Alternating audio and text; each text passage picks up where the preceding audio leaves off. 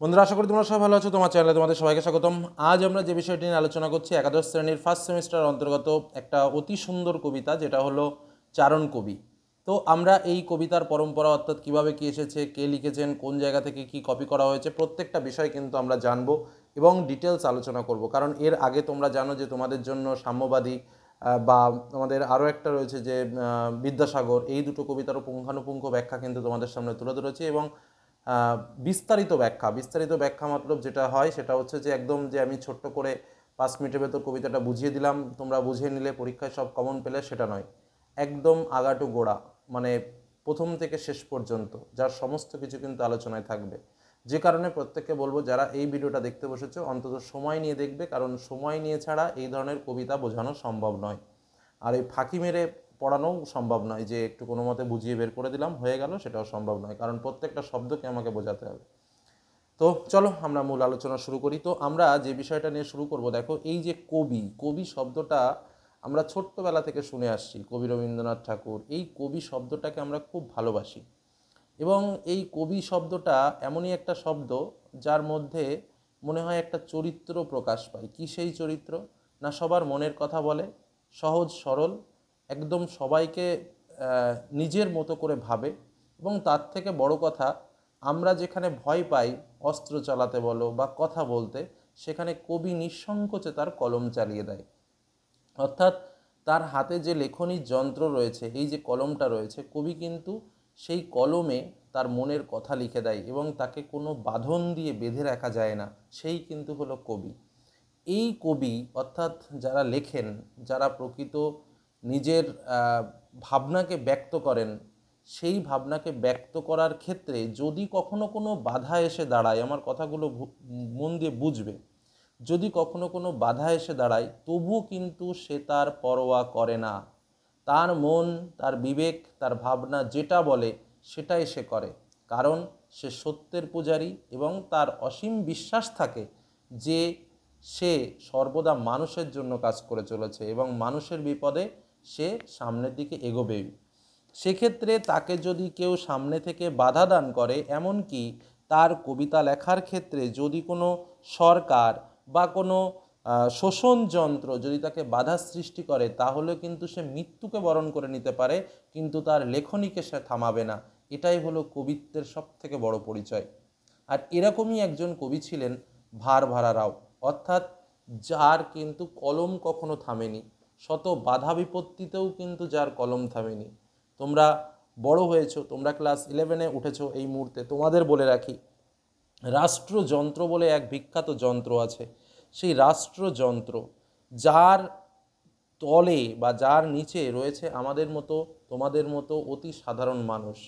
সেই সাধারণ মানুষ কখনো কখনো এই রাষ্ট্রযন্ত্রের বিভিন্ন নিয়ম কানুন এর প্রভাবে প্রভাবিত হয় এবং তার ফলে একদম খুব দুর্দশাগ্রস্ত পরিস্থিতি হয় সাধারণ মানুষের।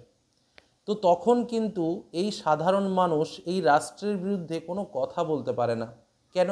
কারণ রাষ্ট্রযন্ত্র বড়ই ভয়ানক, কারণ তারাই সরকার পক্ষ। সেই সরকারের বিরোধিতা করা সাধারণ মানুষের পক্ষে কিন্তু সম্ভব নয়। কিন্তু এই রাষ্ট্রযন্ত্রের বিরুদ্ধে যারা বিরোধিতা করতে পারে, তারাই কিন্তু সেই কবি। আর সেই ধরনের কবিদের মধ্যে একজন বিখ্যাত কবি হলেন ভারভারা রাও। বোঝা গেল কি বললাম? এই হলো আমাদের ছোট্ট করে ভারভারা রাও যে আমাদের কবি রয়েছেন, সেই কবির একটু বর্ণনা, অর্থাৎ তিনি কেমন ধরনের কবিতা লেখেন। বাস্তববাদী কবিতা লেখেন। তার কাছে যেটা বাস্তববাদী মনে হয়, সাধারণ মানুষের পক্ষে যেটা শ্রেয় মনে হয়, সেটাই তিনি লেখেন। কোনো রকম রাষ্ট্রযন্ত্রের বাধ্যবাধকতায় তাকে আটকে রাখতে পারেনি, যার জন্য তাকে বহুবার সরকারের বিভিন্ন আইন কানুন শৃঙ্খলের মধ্যেও পড়তে হয়েছে। তবুও কিন্তু তিনি থেমে যাননি, তবুও কিন্তু তিনি তার লেখাটাকে চালিয়ে গেছেন। এটাই কিন্তু আমাদের এই যে মূল কবিতা রয়েছে, সেই কবিতার মূল বিষয়বস্তু। অর্থাৎ এই যে রাষ্ট্রযন্ত্র যা কবিদের কণ্ঠকে থামিয়ে দেওয়ার চেষ্টা করে বা কণ্ঠ রোধ করার চেষ্টা করে, সেই কণ্ঠ রোধ কিন্তু হয়নি। এমনকি ফাঁসির মঞ্চেও দিলেও কিন্তু তাদের কণ্ঠরোধ করা সম্ভব নয়। এইটাই কিন্তু মূল বিষয়, কারণ কবির সৃষ্টি সবসময় অমর এবং যুগের পর যুগ ধরে সেই দৃষ্টান্তই কিন্তু কবিরা বয়ে নিয়ে চলেছে এবং যে কারণেই তাদের বলা হচ্ছে কবি। তাই এই যে মূল বিষয়, সেই বিষয়টা কিন্তু ভারবারা রাও সুন্দরভাবে উপস্থাপন করেছে। এই রাষ্ট্রযন্ত্রের বিকলে যে সাধারণ মানুষের দুর্দশাগ্রস্ত অবস্থা সৃষ্টি হয়, যখন কেউ তাকে বলার থাকে না, তখন যারা হাত ধরেন বা তখন যারা কলম ধরেন, তারাই কিন্তু হলেন আমাদের এই কবি। এবার আসা যাক পরবর্তী স্টেপ। তাহলে ভারবারা রাও কোন ধরনের কবি সেটা তোমাদের বোঝালাম। নেক্সট এবার আমরা যে বিষয়টা যাব, যে হঠাৎ করে এই চারণ কবি বা চারণ কবিটা কীভাবে আসলো সেটা আমি পরে বোঝাচ্ছি। কেন হঠাৎ করে এই চারণ কবি এই বিষয়টা লিখতে গেলেন, একদম তোমাকে যদি আমি খুবই সংক্ষেপে বোঝাই, কারণ এটা প্রেক্ষাপট, যেটা মূল কথা। সালটা হলো 1985। কি বললাম? সালটা হলো 1985, মনে রাখবে। এই 1985 সালে দক্ষিণ আফ্রিকায় একটা ভীষণ গণ্ডগোলের সৃষ্টি হয়। কোথায়? স্থানটার নামটাও একটু মনে রাখবে, দক্ষিণ আফ্রিকা। মনে থাকবে কি বললাম? দক্ষিণ আফ্রিকায় একটা ভীষণ গণ্ডগোলের সৃষ্টি হয়, যে গণ্ডগোলে বোথা সরকার, তখন দক্ষিণ আফ্রিকায় যে সরকার চলছিল সেটা হলো বোথা সরকার। সেই সরকারটার নাম হচ্ছে বোথা সরকার, ঠিক আছে? ওখানকার স্থানীয় নাম। আমাদের এখানে যেমন অনেক প্রকার সরকার আছে, টিএমসি, বিজেপি, সিপিএম, এরকম, সেরকম ওখানে হচ্ছে সরকারটার নাম হচ্ছে বোথা সরকার। সেই বোথা সরকার কি করেছিল, একজন কবি, সেখানকার একজন কবি, সেই একজন মানে মুক্তিকামী, যারা মুক্তি চায় সেই ধরনের একজন কবি, প্রতিবাদী, 30 বছর বয়সী একজন কবি, তার নাম হচ্ছে বেঞ্জামিন মোলায়েজ। কি বললাম? বেঞ্জামিন, নামটা মনে রাখবে, বেঞ্জামিন মোলায়েজ, এই নামটা একটু মনে রাখবে, বেঞ্জামিন মোলায়েজ। তো তিনি কি করতেন? এই বোথা সরকারের বিরুদ্ধে কিন্তু কবিতা লিখেছিলেন, এবং তিনি কি করেছিলেন? সেই সাধারণ মানুষদের মুক্তির জন্য কবিতা লিখেছিলেন, সেই প্রতিবাদী কণ্ঠ ধরেছিলেন। এবং তার বয়স কত ছিল? 30 বছর। তার বয়সটা কত ছিল? 30 বছর বয়স ছিল। তখন এই বোথা সরকার কি করেছিল? এই কবিকে কিন্তু মৃত্যুদণ্ড দিয়েছিল। এবং এই কবির মৃত্যুদণ্ড দিলে কি হয়? এই কবির মৃত্যুদণ্ড দিলে কিন্তু সমগ্র কবি মানুষে, মানে যারাই লেখালেখির সঙ্গে তৎকালীন সময়ে যুক্ত ছিল, সকলেই কিন্তু মনে মনে ভীষণ কষ্ট পান। এবং তার ফলে কি হয়? সমগ্র কবিরা কিন্তু তাদের জনরোষ ছড়িয়ে দেয় তাদের লেখনীর মাধ্যমে। এমনকি এর ফলাফল কি হয়েছিল? এই যে বোথা সরকার, এই বোথা সরকার কিন্তু বিকল হয়ে যায়, এবং এই কবিদের যে মানে কি বলবো প্রতিবাদ, সেই প্রতিবাদের বেগেই এই বোথা সরকারকে পরবর্তীতে ধ্বংস হতে হয়, ঠিক আছে? কারণ কবির যে স্থান, সেই কবির স্থান হচ্ছে সাধারণ মানুষের মধ্যে, সাধারণ মানুষের কথা বলে কবি, ঠিক আছে? তার স্থান ফাঁসির মঞ্চে কখনো হতে পারে না, কারণ তাকে তো মৃত্যুদণ্ড দেওয়া হয়েছিল। আর এর প্রতিবাদেই কিন্তু বিভিন্ন স্থান থেকে কবিরা কিন্তু এই কবিতা লিখেছিল, এবং সেই কবিতা লেখার জন্যই কিন্তু বোথা সরকার ধ্বংস হয়ে গেছিল। তো তারই পরিপ্রেক্ষিতে, সেই ঘটনার পরিপ্রেক্ষিতে, কথাটা ভালোভাবে বুঝবে, সেই ঘটনার পরিপ্রেক্ষিতেই কিন্তু এই ভারবারা রাও যে রচনাটা করেছিলেন, অ্যাকচুয়ালি সেটা হচ্ছে কবি। ভারবারা রাও, এই যে আমরা যেটা লিখছি না চারণ কবি, অ্যাকচুয়ালি এই চারণ কবি নামকরণটা করেছেন হচ্ছে আমাদের শঙ্খ ঘোষ। এই যে শঙ্খ ঘোষ আমি বলছি, তাহলে কি করলাম? এই প্রেক্ষাপটে ভারবারা রাও রচনা করলেন, যেটা তার নাম হচ্ছে কবি বলে একটা কবিতা রচনা করলেন। কি বললাম? কবি বলে একটা রচনা করলেন। এই কবিতাটা যে মূল গ্রন্থে রচিত হয়, সেই মূল গ্রন্থ হচ্ছে ভবিষ্যৎ চিত্রপট। মনে থাকবে, অ্যাকচুয়ালি ভবিষ্যৎ চিত্রপটম, ঠিক আছে? ভবিষ্যৎ চিত্রপটম এটাতে লিপিবদ্ধ হয়, যেটা হচ্ছে তেলেগু ভাষায়। আর এই মূল গ্রন্থের মধ্যে যেটা ছিল তার নাম হচ্ছে কবি। তো এটা কার? বা ভবিষ্যৎ চিত্রপটম সেটা বললেও হবে, বা ভবিষ্যৎ চিত্রপটম বললেও হবে, কোনো সমস্যা নেই। তো যাই হোক, তাহলে কি হলো? ভারবারা রাও যেটা মূলত লিখেছিল সেটা হচ্ছে কবি নাম করে কবিতাটা লিখেছিল তেলেগু ভাষায়, এবং তার মূল গ্রন্থ ছিল ভবিষ্যৎ চিত্রপটম। এবার তোমাদের বলে রাখি, এই যে কবিতাটা লিখেছিল সেটা হচ্ছে 1985-তে। কি বললাম? 1985 সালে লিখেছিল, যেটা গ্রন্থাকারে প্রকাশ হয়েছিল 1986 সালে। বোঝা গেল? এইবার এই কবিতাটার, এই যে কি কবিতাটা, কবি, এই কবিতাটার ইংরেজি অনুবাদ করেছিলেন ডি ভেঙ্কট রাও। কি বললাম? ইংরেজি অনুবাদ কে করেছিলেন? ডি ভেঙ্কট রাও ইংরেজি অনুবাদ করেছিলেন। কি নামে? দ্য বার্ড নামে কিন্তু অনুবাদ করেছিলেন, দ্য বার্ড, BARD। পরবর্তীতে 2019 সালে, পরবর্তীতে 2019 সালে সেতুবন্ধন পত্রিকায় 15তম সংখ্যায় প্রকাশ পায় এই কবিতাটা, যেটা শঙ্খ ঘোষ অনুবাদ করেছিলেন। এবং 13ই জানুয়ারি দেবেশ রায় সম্পাদিত পত্রিকা সেতুবন্ধন পত্রিকায় এই কবিতাটা প্রকাশ পায়। এই হলো এই কবিতার ইতিহাস বা কিভাবে প্রকাশিত হলো তার সংক্ষিপ্ত বর্ণনা তোমাদের সামনে তুলে ধরলাম। তাহলে এই কবিতাটা মূলত কে লিখেছিল, তারপরে কে ইংরেজিতে অনুবাদ করেছিল, তারপরে কে বাংলায় অনুবাদ করেছে এবং শঙ্খ ঘোষ কীভাবে এটা অনুবাদ করে আমাদের সামনে তুলে ধরলেন সেটা তোমাদের ডিটেলস কিন্তু জানালাম। বোঝা গেল? এবার আমরা আসবো এই কবিতার মূল বিষয়বস্তু। তো বিষয়বস্তুটা বুঝতে গেলে স্বাভাবিকভাবে এখানে যে ঘটনাটা আমি তোমাদের বললাম সেই ঘটনাটা একটু বুঝে নিতে হবে। ঘটনাটা বোঝাবো না আমি, মানে ঘটনার বিষয়টা। মনে করো একজনকে আমরা কি করি, সাধারণ জনগণ কাউকে রাজা নির্বাচন করি, কিন্তু সমস্যাটা কি হয়ে যায়, যখনই তাকে আমরা রাজা নির্বাচন করি, যখনই কাউকে আমরা রাজা বলে নির্বাচন করলাম, তো যখন সে সরকার গঠন করলো তখন সে এমন একটা প্রভুত্ব বিস্তার করতে চায় যাদের দ্বারা সে নির্বাচিত হয়েছে সেই রাজাবাবু তাদেরই মানে গণ্য করেন না বা তাদেরই মূল্য দেন না, এবং সমগ্র রাষ্ট্রে সে একটা আলাদা প্রভাব বিস্তার করে, একটা ক্ষমতা লোভ তার ভেতরে জন্ম নেয়, একটা অহংকারী মনোভাব তার ভেতরে বিরাজ করে, এবং সত্যি কথা বলতে নিজের স্বার্থ চরিতার্থ করার উদ্দেশ্যে তিনি মেতে ওঠেন।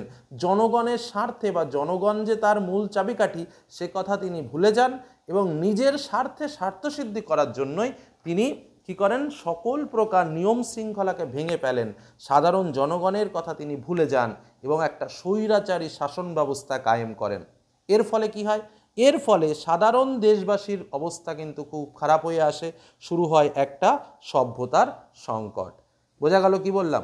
এই সময় এই আমাদের তো আর কিছুই করা থাকে না, কারণ রাজা তো আমরা নির্বাচন করে দিয়েছি, সাধারণ জনগণ আর কিছু করার ক্ষমতা থাকে না। সাধারণ জনগণ এই যে শাসকের রাজনীতি সেই রাজনীতির শিকার হয়, তারা এই রাজনীতিকে বুঝতেই পারে না। এমনকি এই রাজা ক্ষমতা দখলের পর এমন এমন কিছু কিছু নিয়ম কানুন জারি করেন, যে কিছু কিছু নীতি গ্রহণ করেন তা সাধারণ মানুষের পক্ষে খুব ভয়ানক হয়ে ওঠে। ঠিক আছে, সেই মুহূর্তে সাধারণ মানুষ কিছু বলতে পারে না, কিন্তু তখন যারা বলতে পারে তারাই কিন্তু এই কবি। আর ঠিক সেই কারণেই কিন্তু এই লেখা। এবং এই যে নেতিবাচক কাজকর্ম সরকারের, সেই নেতিবাচক কাজকর্মের বিরুদ্ধেই কিন্তু এই কবিতাটা আমাদের রচিত হয়েছে। বোঝা গেল কি বললাম? এবং আমাদের বলতে কোনো বাধা নেই যে এই যে কবি বা সাহিত্যিক এরাই কিন্তু মানে শাসকের চোখে আঙুল দিয়ে তার ভুলগুলো ধরিয়ে দেন, যেটা সাধারণ মানুষ সহজে পৌঁছাতে পারে না। যদিও এক্ষেত্রে এই কবিরা কখনো কখনো সরকারেরও শিকার হয়, বা আমাদের যে রাজা আমরা যাদের নির্বাচন করি বা যে রাষ্ট্রযন্ত্র আমরা যাকে বলি সেই রাষ্ট্রযন্ত্রের শিকারও কিন্তু কখনো কখনো এই কবিরাও হয়। তার মধ্যে ভারবারারাও কিন্তু রয়েছেন, যিনি কিন্তু বারে বারে এই রাষ্ট্রযন্ত্রের শিকার কিন্তু হয়েছেন। কি বললাম, বোঝা গেল?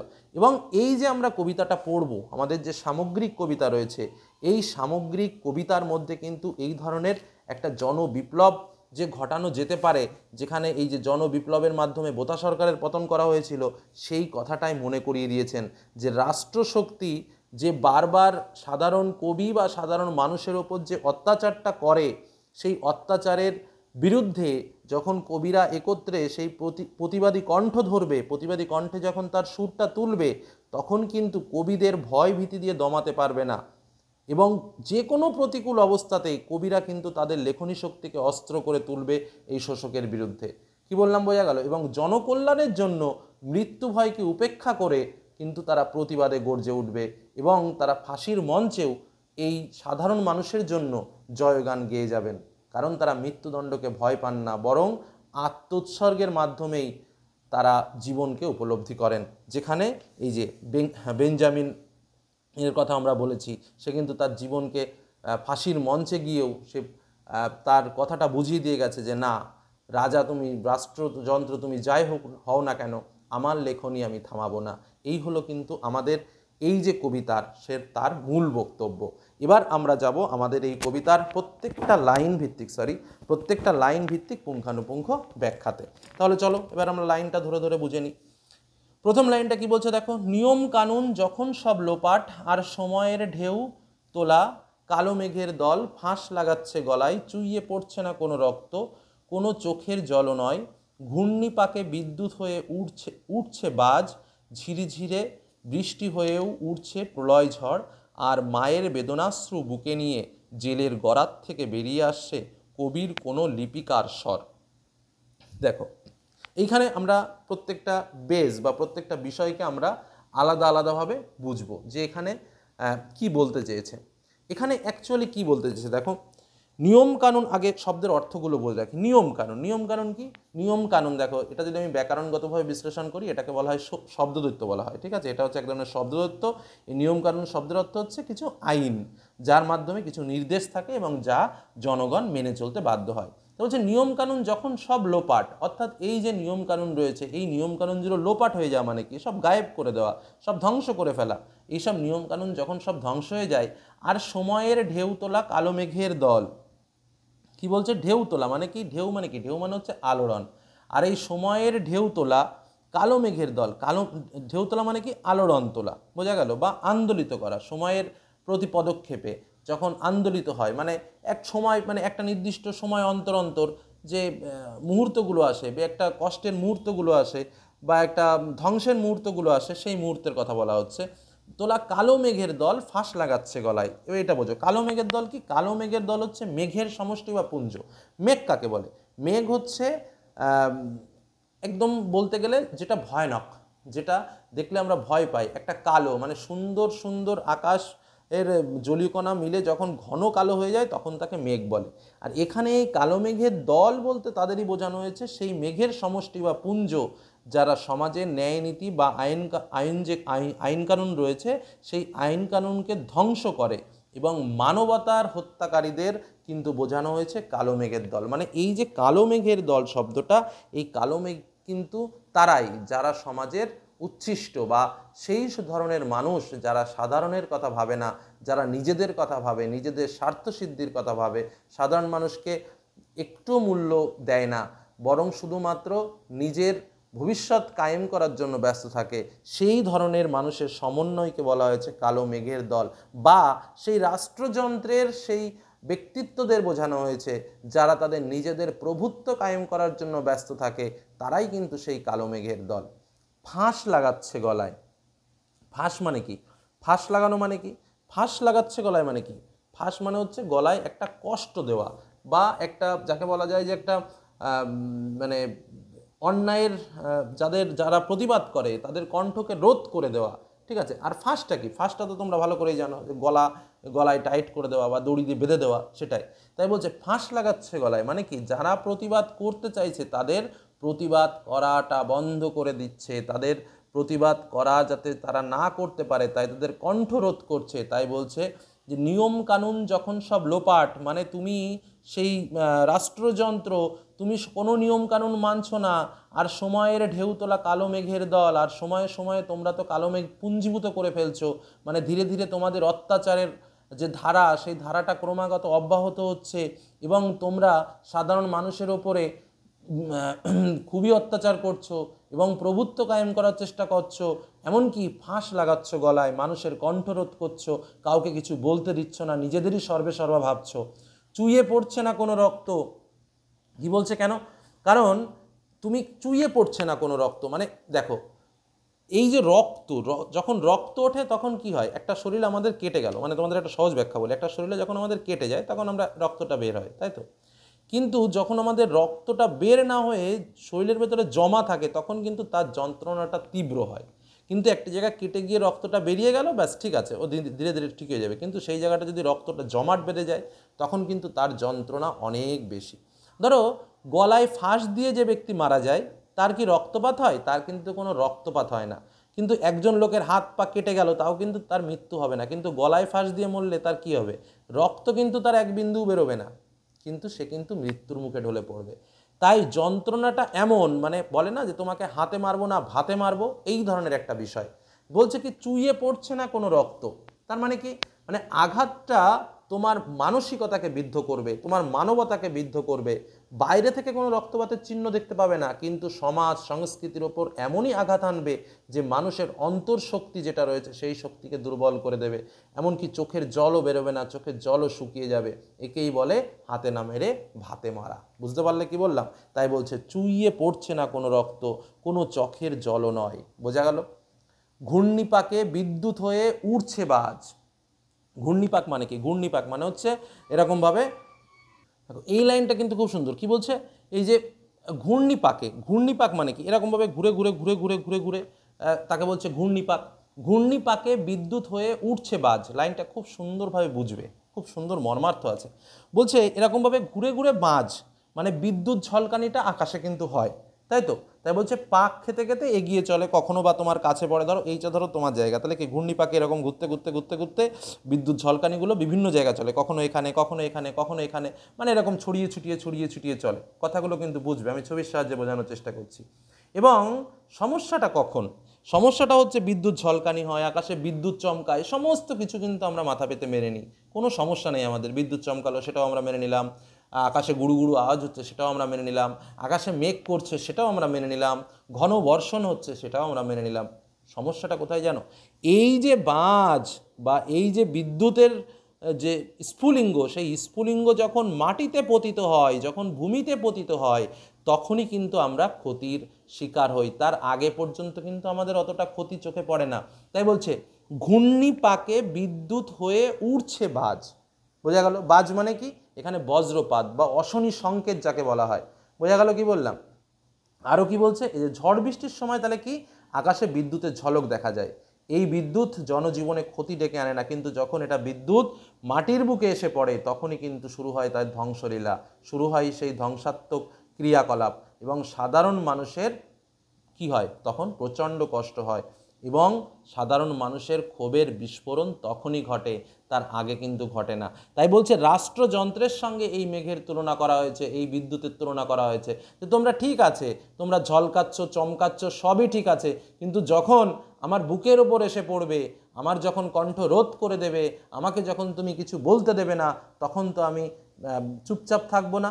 তখন কি করবে? সেই প্রীত মানুষের বুকে, সাধারণ মানুষের বুকে কিন্তু সেই ক্ষোভের বিস্ফোরণ ঘটবে, এবং এমন বিস্ফোরণ ঘটবে যে এই রাষ্ট্রশক্তিকে কিন্তু দুর্বল করে দেবে। তারপর এই মেঘ কাটিয়ে আবার সুন্দর আকাশ গড়ে তুলবে। কি বললাম? বোঝা গেল আমার কথাটা? এটাই কিন্তু মূল থিম এই লাইনটার। দেখো এইসব লাইনের থিমগুলোকে স্পষ্ট করে না বুঝলে অ্যাকচুয়ালি কবিতার ফিলিংসটাই বোঝা যায় না। যাই হোক, তোমরা কমেন্ট করো কেমন লাগছে ক্লাসগুলো। আমি একটু ধীরে ধীরে বোঝাবো, কিন্তু এমনভাবে বোঝাবো যাতে তোমাদের মনে গেঁথে যায়, তোমরা কাউকে শেখাতে পারো সেইভাবেই। ওই 5 মিনিট 10 মিনিটে কবিতা পড়ানো আমার দ্বারা সম্ভব নয়। চলো, কি বললাম তাহলে? ঘূর্ণিপাকে বিদ্যুৎ হয়ে উঠছে বাজ, ঝিরিঝিরি বৃষ্টি হয়েও উঠছে প্রলয় ঝড়, আর মায়ের বেদনাশ্রু বুকে নিয়ে জেলের গরাত থেকে বেরিয়ে আসছে কবির কোনো লিপিকার স্বর। কথাটার মানে এবার বোঝার চেষ্টা করো। তাহলে কি বললো? ঘূর্ণিপাকে বিদ্যুৎ হয়ে উঠছে বাজ, মানে এইবার এই বাজ যেগুলো, সেইগুলোকে তুমি রাষ্ট্রযন্ত্র মনে করো, যে কিভাবে আমাদের ওপরে তারা বিরাজ করছে। ঝিরিঝিরি বৃষ্টি হয়ে উঠছে প্রলয় ঝড়, ঝিরিঝিরি বৃষ্টি ঘটাচ্ছে, তাই তো?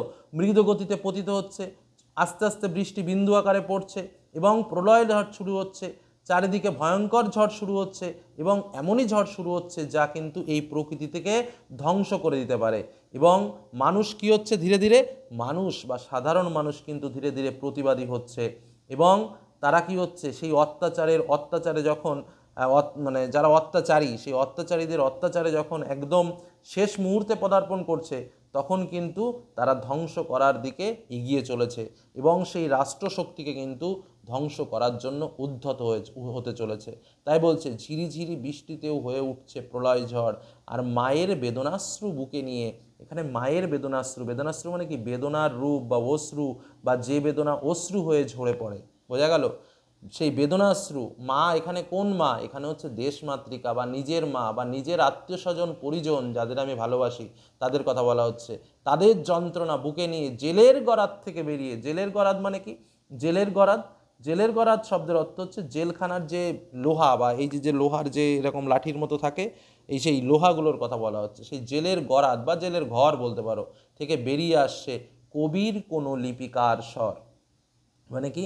স্বাধীন চেতা যারা, যারা বিবেকবান, যারা বুদ্ধিমান, যারা নিজেদেরকে বিলিয়ে দিতে পারেন এবং সাধারণ মানুষের কথা বলতে পারেন, কোনো কিছুর ভয় ভীততে যারা ভীত না হন, তারাই হচ্ছে রাষ্ট্রশক্তিকে ভয় পায় না এবং তারা সত্য কথা বলে এবং রাষ্ট্রের অন্যায় আচরণ করলে তার প্রতিবাদও করে এবং সেই সময় তাকে যদি কেউ রাষ্ট্রদ্রোহিতার অভিযোগ করে তাকে কারারুদ্ধ করে, এমনকি তাকে ফাঁসির মঞ্চে নিয়ে যায়, তবুও কিন্তু সে নির্ভয়ে তার কথা বলে যাবে। তারাই হচ্ছে কবি। তাই বলছে জেলের গরাদ থেকে বেরিয়ে আসছে কবির কোনো লিপিকার স্বর, অর্থাৎ কবি কিন্তু তার সেই মানুষের দুঃখের কথা, তার মায়ের কান্নার কথা তার লেখার মধ্যে প্রতিবাদের বাণী হয়ে প্রকাশ করবে এবং সাধারণ জনগণকে, সেই পীড়িত জনগণকে তার লেখার সুর দিয়ে সে উদ্বুদ্ধ করবে। এটাই হলো এই লাইনটার মূল অর্থ। আশা করি বোঝাতে পারলাম। পরবর্তী লাইনে প্রবেশ করি।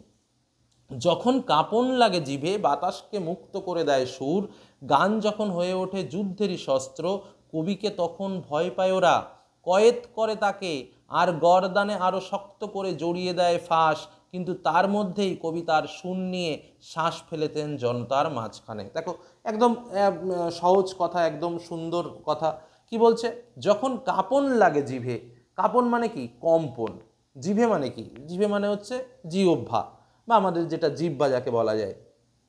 তাই বলছে যখন কাঁপন লাগে জিভে বাতাসকে মুক্ত করে দেয় সুর। বাতাসকে মুক্ত করে দেয় সুর মানে মানে এখানে কিন্তু কবির যে মনের কথা, সেই কবির মনের কথাকেই কিন্তু এখানে সুর বলা হচ্ছে, ঠিক আছে। এবং বাতাসকে মুক্ত করে দেয় মানে তার যে লেখা, সেই লেখাটা কি করে? সাধারণ মানুষের কাছে যখন ছড়িয়ে পড়ে এবং মানুষের মনের যে যন্ত্রণার কথা, সেই যন্ত্রণার কথা যখন কবির গানের কথা হয়ে বেরিয়ে আসে বা কবির সেই লেখার কথা হয়ে যখন গান যখন হয়ে ওঠে যুদ্ধেরই শস্ত্র, মানে তার গানের মাধ্যমে যখন সেই কথাগুলো বাইরে বেরিয়ে আসছে এবং তার যে জিহ্বা সেই ভয়ভীতি, সেই আড়ষ্টতা থেকে যখন মুক্ত হয়ে যাচ্ছে, তখনই কিন্তু প্রতিবাদের কথা উচ্চারণ হয় এবং অবরুদ্ধ বাতাস কিন্তু মুক্তির স্বাদ পায়। বোঝা গেল কি বললাম? এই কথাটার মানে কিন্তু তাই। তাই বলছে যখন কাঁপন লাগে জিভে, মানে জিহ্বাটা কি? আমরা কি করি? জিহ্বাটা টাইট করে ধরে রাখবো, কাউকে কিছু বলবো না, জিহ্বাটা নড়লেই তো কথা বলা হয়ে গেল না। তাই বলছে কাঁপন লাগে জিভে মানে জিভের আড়ষ্টতা, সেই আড়ষ্টতা কেটে যায়, মানে জিহ্বা তখন কথা বলতে পারে, জিহ্বা তখন মুখ ফুটে সমস্ত কিছু বলতে পারে, বাধা বিপত্তি এমনকি রাষ্ট্রযন্ত্রের বিরুদ্ধেও বলতে পারে।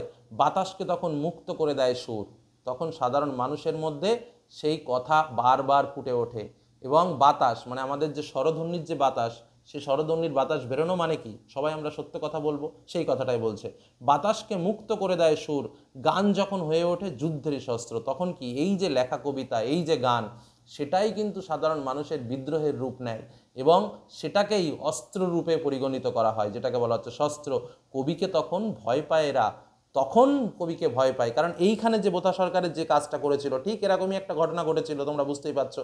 তাই বলছে কবিকে তখন ভয় পায় ওরা, যে কি এত কিছু ঘটার মূল কারণ কি? তখন মূল কারণ খুঁজতে গিয়ে কাকে খুঁজে পাওয়া যায় না? সেই কবিকে পাওয়া যায়, কারণ কবিই তো সেই কবিতা লিখেছিল যে কবিতা পড়ে সাধারণ মানুষের আজ এই এত বড় সাহস তৈরি হয়েছে। তখন তারা কি করে? কয়েদ করে তাকে। কয়েদ মানে কি? আটক করে তাকে। বোঝা গেল? আটক করে তাকে আর গরদানে কি হলো? হ্যাঁ, আর গরদানে আরো শক্ত করে জড়িয়ে দেয় ফাঁস, মানে কি দেয়? তাকে মৃত্যুদণ্ড দেয়া হয়। কারণ সেই মানবদরদী কবি তো রাষ্ট্রশক্তির বিরুদ্ধে তার কবিতা ধরেছেন, রাষ্ট্রশক্তির বিরুদ্ধে তিনি লিখেছেন এবং কবির ভাষা, তার যে গানের কথা, সেই ভাষা গানের কথা সেগুলো কি?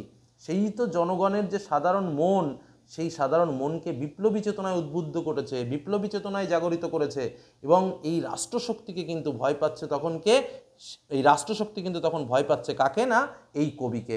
কারণ এই কবিদের প্রেরণাই তো জনগণ বিদ্রোহী হয়ে উঠেছে। বোঝা গেল? তাই কি করছে না, কবির কণ্ঠকে রুদ্ধ করার জন্য রাষ্ট্রশক্তি কারাগারে বন্দি করে রাখছে, কয়েদ করে তাকে আর গরদানে আরো শক্ত করে জড়িয়ে দেয় ফাঁস। ফাঁস মানে কি? কবির কণ্ঠকে রুদ্ধ করার জন্য রাষ্ট্রশক্তি নানা কৌশলে মিথ্যে অভিযোগ এনে তাকে বেঁধে ফেলতে চায়, এমনকি তাকে মৃত্যুদণ্ড পর্যন্ত দিতে পারে। কিন্তু তারই মধ্যে কবিতার সুর নিয়ে শ্বাস ফেলেছেন জনগণ মাঝখানে। কিন্তু ততক্ষণে তারই মধ্যে মানে কি?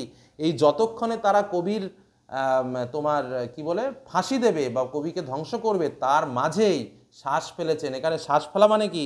শ্বাস ফেলা মানে তার যে লেখনী, তার যে ভাবনা চিন্তা, সেই ভাবনা চিন্তা সাধারণের মাঝে বা জনতার মাঝখানে কি করেছেন? সেটা বিলিয়ে দিয়েছেন। জনতার মাঝখানে সে তার বহিঃপ্রকাশ ঘটিয়ে দিয়েছেন। ফাঁসির মঞ্চ, ওটা দেখো ফাঁসির মঞ্চ, ফাঁসি দেওয়া হয় যেখানে, সেটা হচ্ছে ফাঁসির মঞ্চ। ভারসাম্য রাখার জন্য, ভারসাম্য মানে কি? ভরের সমতা, সেই ভারসাম্য রাখার জন্য মিলিয়ে যাচ্ছে মাটিতে, স্পর্ধা জানাচ্ছে মৃত্যুকে, আর তুচ্ছ ফাঁসুড়িকে দিচ্ছে ঝুলিয়ে। এই লাইনটার মানে কিন্তু ফাঁসুড়িকে, আগে প্রত্যেকটা শব্দ, ফাঁসুড়িকে যারা ফাঁসি দেয় তাদের ফাঁসুড়ি বলে।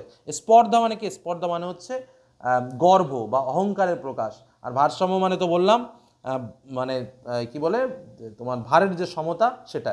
দেখো এখানে কি হচ্ছে, এই যে কবিদের কি করা হচ্ছে? ফাঁসি দেওয়া হচ্ছে, এটা বেসিক কথা।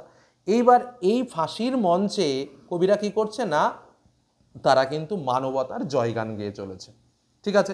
এবং এই যে রাষ্ট্রশক্তির অত্যাচার, তার যে সেই রাষ্ট্রশক্তির অত্যাচারের ফলে তাকে যে মৃত্যুদণ্ডটা দেওয়া হলো, এবং কবি তার নিজের জীবন বলিদানের মাধ্যমে এই যে মৃত্যুর, তার যেখানে ফাঁসিটা দেওয়া হচ্ছে সেই মৃত্যুর প্রতীক, সেই ফাঁসির মঞ্চটাকে কবি আপন করে নিচ্ছেন।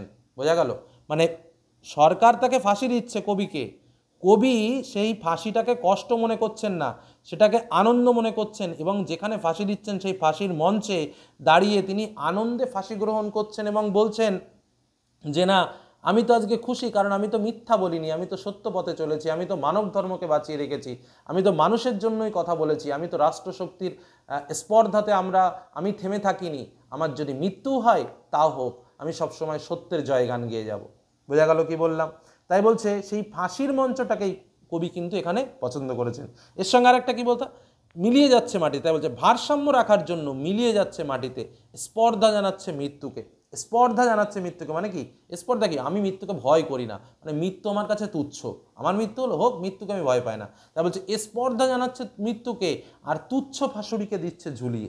মানে কি, মৃত্যুকে জয় করে কারা? মৃত্যুকে জয় করে হচ্ছে সেই সত্যসন্ধানী কবিরা, যারা কখনো থেমে থাকে না, আর তাদের কাছে জীবন মৃত্যু হচ্ছে পায়ের ভিত্ত, মানে জীবনের মৃত্যু তারা পায়ের তলায় রাখে। মৃত্যু যখন খুশি তখন আসতে পারে, কিন্তু আমি মৃত্যুকে কখনো ভয় পাবো না, এটাই কিন্তু তার সেই ধরনের কবিদের ভাবনা চিন্তা। তাই সেই ফাঁসির দড়িকে আলিঙ্গন করতে কিন্তু তারা ভয় পায় না, আর স্পর্ধায় তারা মৃত্যু এবং ফাঁসুড়ির অস্তিত্বকেই অস্বীকার করতে চান। তাই বলছে আর তুচ্ছ ফাঁসুড়িকে দিচ্ছে ঝুলিয়ে। মানে এই যে তুচ্ছ ফাঁসুড়ে, মানে যে ফাঁসি দেবে আমি কি তাকে ভয় পেয়ে চলবো? কখনো না।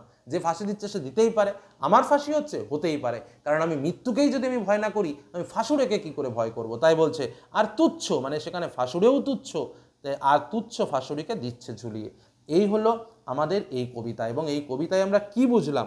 আমরা এটাই বুঝলাম, এই যে প্রেক্ষাপট, সেই প্রেক্ষাপটের পরিপ্রেক্ষিতেই কিন্তু আমাদের এই কবিতাটা সম্পূর্ণ লেখা হয়েছে, এবং তার ডিটেলস প্রত্যেকটার ব্যাখ্যা কোথা থেকে নেওয়া হয়েছে তোমাদের সামনে তুলে ধরলাম। আশা করি কবিতার ভেতরকার যে কথাবার্তা সেগুলো তোমরা বুঝতে পেরেছো। আর একটা কথা যেটা বলা হয়নি, এই ভারভারা রাও ইনি কিন্তু অন্ধ্রপ্রদেশের কবি ছিলেন, এটা মনে রাখবে।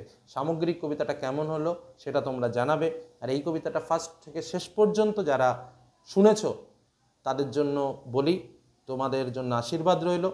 আমি মনে করি যারা শেষ পর্যন্ত শুনেছো তারা প্রকৃতপক্ষে কিছু শিখতে এসেছো, কারণ অনেকেই চ্যানেলে দেখতে আসে, কিন্তু আমরা বুঝতে পারি শেষ পর্যন্ত তাদের ধৈর্য সহ্য থাকে না। যারা শেষ পর্যন্ত আছো, শেষ পর্যন্ত শুনলে, বোঝার চেষ্টা করলো, তোমাদের জন্য ভীষণ ভীষণ আশীর্বাদ রইল যে নিজেরা প্রতিষ্ঠিত হও। আর যেটুকু শেখালাম বা যে ক্লাসগুলো এর আগেও নিয়েছি সেগুলো বোঝার চেষ্টা করো, উপকারে লাগবে। জিওগ্রাফি কোশ্চেন অ্যান্ড অ্যান্সার উপকার করতে জানে, শুধু এটুকু বলেই শেষ করলাম। ধন্যবাদ।